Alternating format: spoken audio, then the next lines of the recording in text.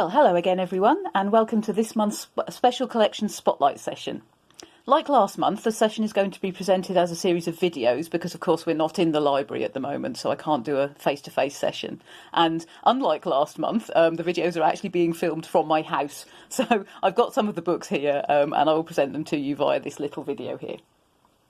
So this month's special collection spotlight session is a spotlight on Byron. This chap here, as I'm sure you all know, George Gordon Byron, born 1788, died 1824, who was one of the leading light poets of the Romantic movement. However, his reputation and character, the scandal attached to his social life, has almost overshadowed his talent during his life and has been the subject of much debate since he died. He was a celebrity as well as a poet.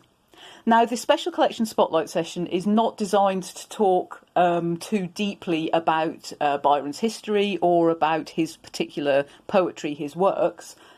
Instead, I will be looking at 4 of the books from our collections which are related to Byron.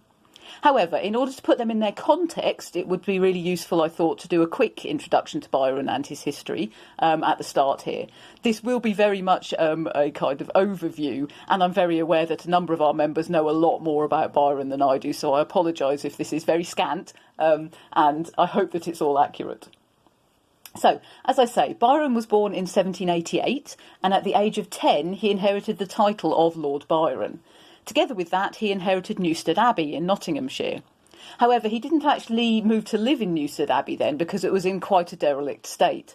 Instead, for much of his adolescence, when he wasn't at college at Eton or at Cambridge, Trinity College in Cambridge, he lived with his mother in Southall, so also in Nottinghamshire.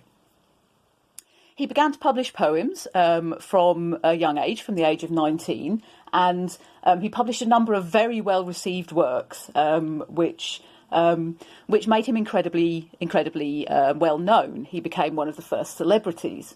Now, as I say, as well as his prodigious poetical talent, he was also somewhat well-known for his love affairs, for his social situation, and for the various scandals that attached to him.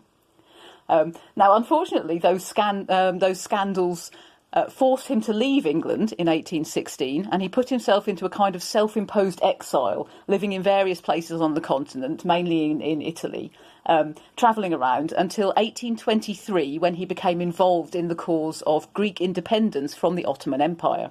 He travelled to Greece in mid-1823 in order to hopefully be of some practical help in the fight against the Ottoman Empire.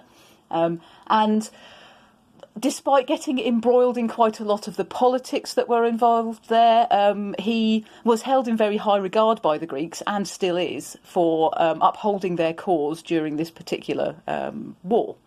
Unfortunately, not long after he arrived in Greece, he developed a fever and actually died whilst he was out there.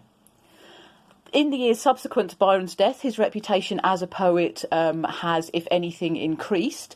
He is rightly regarded as a master of Romantic poetry.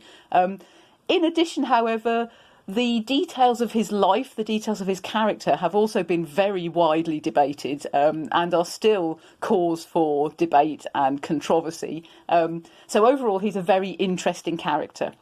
So I've got 4 books out of the collection, one of which is this one, but this won't be the first one that I shall talk about. And I'll get them out and show them to you and talk about those over the course of the next 4 little videos. So if you want to move on to video number 2, I shall show you the first book.